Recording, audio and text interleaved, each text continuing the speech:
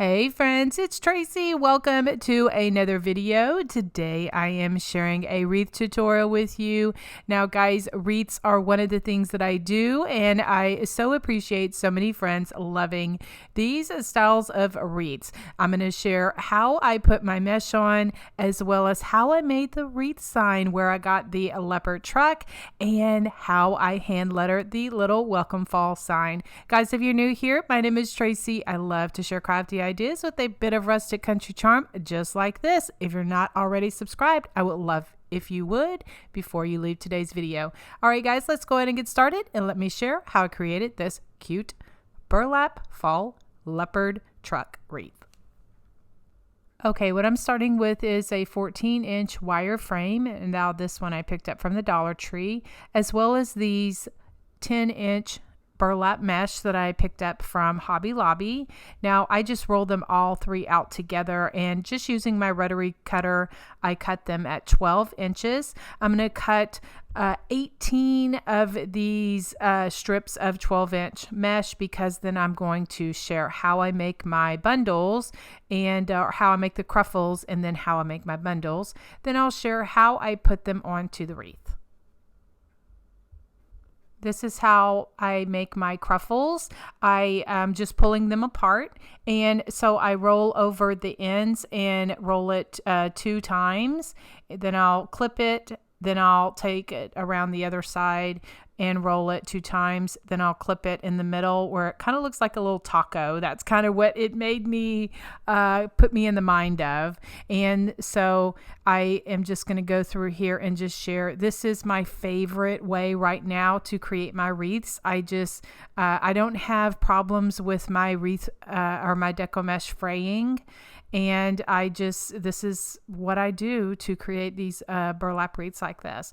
And so then once I get to this point, so I have these 3 like this. So then I'm going to put them in, like take 2 of these and make like an X pattern. Then I'll take the other one and just also offset it a bit. And for this particular wreath, what I did is I alternated which one went on top, so that it would give a variety of the different burlap patterns. So to attach it to my wreath, I just use a pipe cleaner, and I just start somewhere, and then I take my bundle, and I like to use those clips that I get from Dollar Tree in the laundry section, and they just hold my bundles together. This is just a personal preference. Every wreath maker is different. They just find little tips and things that work for them, and this is definitely one thing that helps me and streamlines my wreath making process. It may take me a little bit longer, but you know what? Everybody has to be themselves, and the Lord has just made us all different, and that's what makes our world so beautiful. Anyway, so then I'll just continue to put these on with the pipe cleaners. Now what I do is I start in the inner ring, then I'll move to the outer ring. Then I'll go back to the inner ring, and then I'll go on the outer ring until I get 18 of these bundles onto this wreath form.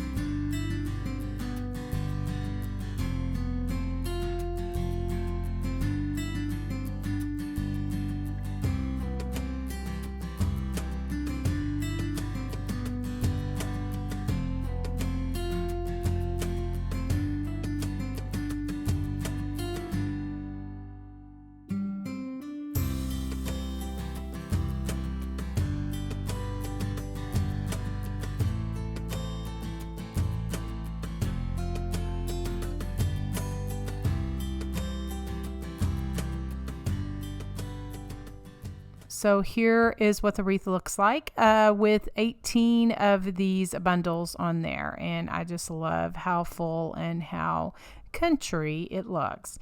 All right, these are the ribbons that I'm using in this wreath. They either came from Craft Outlet, Michaels, or Handmade. The 2.5 inch I cut at 13 inches, and then the 1.5 inch I cut at 12 inches. All right, this leopard burlap ribbon came from Michaels. The Turquoise came from Craft Outlet, and the window pane came from Handmade. I'm using my tiny attacher, my little bitty staple that I can gather, and I don't even know it's there. Anyway, you can get this at maybe Joann's has it, or I do have a link in the description box below if you would like to find it on Amazon. This brown and white buffalo check came from Craft Outlet, as well as the turquoise. I cut my 1.5 at 12 inches and then my 2.5 at 13 inches so that they offset just a tad. I like that where it lays a little bit better on my wreaths. Anyway, so then I just take the extra time to make my bundles like this, and then there I was showing how I'm going to put it into the wreath. Now this turquoise and the leopard ribbon both came from Handmade. I'm doing the same thing. I'm making my bundles, and then I'm sharing here how I gathered in the middle and how I position it to put onto the wreath. I like to do this when I'm using 3 different sets of ribbon. Okay, I'm going to go in a zigzag pattern, meaning I just start somewhere, I put one in, and then I go up or go down, and then I continue to do those 3 like that, up, down, up, down, up, down, until I get all of my ribbons on. So then I like to seal my pipe cleaners. Once I cut off the excess, I seal it with a dot of hot glue. That just makes me feel better that I have given it just a little added protection so that it doesn't come apart. Anyway, so I just fluff my ribbons and just will continue to go around the wreath until I get all of my ribbon on. I will also add just some little raffia to one of the ribbons, and I just make little bundles like this and just tie them off like that. I use the excess pipe cleaner just to twist it off, and then I just put that in one of the sets of ribbons.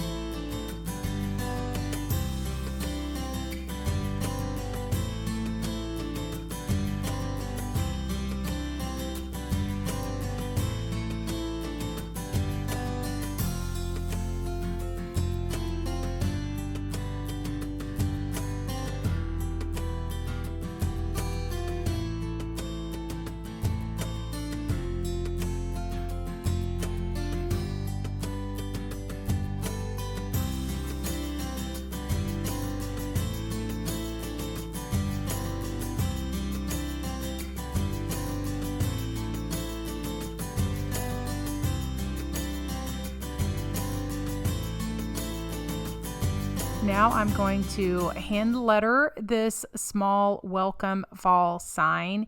Now these small signs I get from Amazon, and I will have a link for that in the description box below as well. I'm going to just briefly kind of share with you here how I hand letter, but I will have a separate slow down in real time of how I hand lettered this and maybe give you some tips on the doodling and that kind of thing for those friends that are interested in hand lettering. Anyway, so check out that video. So what I'm doing, I'm just using my Posca pens and just making some happy dots.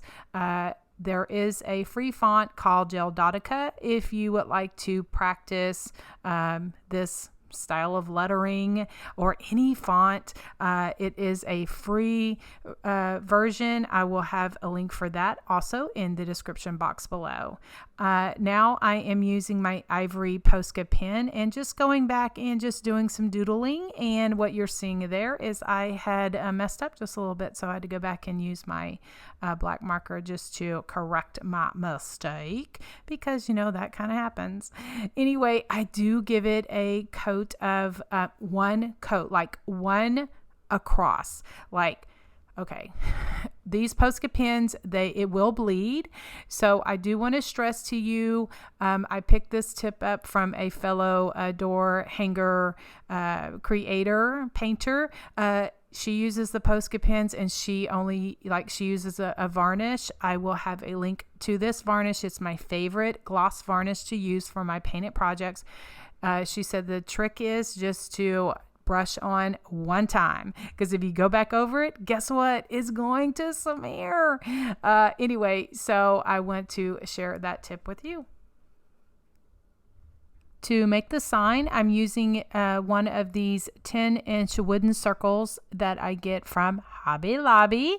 And this scrapbook paper is from this set from Hobby Lobby. Now, I'm just taking my pencil and just lightly drawing a circle. I chose to do it on the front because I wanted to get this exact, since it was striped, I wanted to get the stripes. Anyway, so then I'm just using some Mod Podge and just smoothing that out just to make sure that I don't have any bubbles. And then I'm going to use my distress ink just to go around and give it some further distressing, because I feel that it just really brings out my sign and it just ties in the whole country feel to it. I'll go back and use my fine Sharpie marker just to give it some doodling around the edges, and then I will seal this also with a coat of the gloss varnish that I shared also with my sign. I make sure that everything is nice and sealed because I don't know where the person is going to be putting the wreath, so I just want to make sure that everything is covered and nice and sealed. And so once I get this done, I am going to put some splattering. I make sure that my area is covered. That's what I was sharing with you. I'm using a stiff brush as well as just a small stick, and then splattering is messy, and so I'm just running the stick over my brush, pulling the stick toward my body because the paint projects then onto my project. So that's what I'm sharing here is just run it over that. You can use a toothbrush or other stiff brush, whatever works for you, but just make sure that your table or area is covered. And the reason that I'm stressing this is because I've been getting some comments where people have shared their trial and error of splatter painting. Anyway, so I go back, I do black first, and then I go back over it and do white on my sign. And so also then once that's dry, then I put the varnish on it. This leopard truck is from an online shop called Florist Wreath Supply. I will have a link to that in the description box below. And what I'm sharing here is I want to give my truck some dimension, as well as I want some styrofoam for my pumpkins and stuff to stick in. And so, yeah, that's my pretty little how I get everything to glue down. I just, have those clips on there until it all glues down. Anyway, so these are the pumpkins that I'm using. They all came from the Dollar Tree. I'm just using a few of those out of the pack. And these orange are just a tad too bright. And so I'm just using some white paint just to give it some dry brushing and distressing. Now, to give it a bit of a whimsy, I'm using this fine Excelsior that I am fortunate to find at Joann's Craft Store, and I'm just pulling just a bit of that and just gluing it there at the bed of my truck. You can kind of see the styrofoam right there. So I'm just gluing that down right there. And then that is what I stick my pumpkins into, and my greenery, and then my pit berries. These pit berries came from Hobby Lobby, and I just spread those out there where they look a bit whimsy. And then I'll go back and add my pumpkins as well as some greenery. And I'm also going to add some dimension to my sign by using some of those tumbling tower blocks that I get from the Dollar Tree. I just like dimension, and so that's what I share with you. This is a greenery that I like to use. It's the fall foliage. I'm not quite sure where I got that from, but anyway, I love it. I just cut off strips of that and just stick it into that styrofoam, and it just turned out so pretty. The last thing I'm going to add are these small orange flowers that I love. They're like my favorite flower that I get from the Dollar Tree. Anyway, so I just think it just adds so much to my fall projects. Now, to attach the sign to my wreath, I like to use these cable tie clips. I do have them also in my Amazon store. I, look in the description box below underneath where it's show more or the little triangle. All of my links are in there if you would like to know what I use. Okay, so I love the way that this wreath is turning out. It's so pretty. And also wanted to share here in this video, this is what I use to cover the backs. I like my backs to be covered, so I'm using this grapevine wire that I get from Hobby Lobby or also on Amazon, and also these woven placemats that I'm fortunate to find in the fall section at Hobby Lobby. I just use some just the extra of the pipe cleaners just to attach that woven pipe cleaner to the mat to the back of my burlap wreaths, because it just covers everything and it just really finishes off my wreath.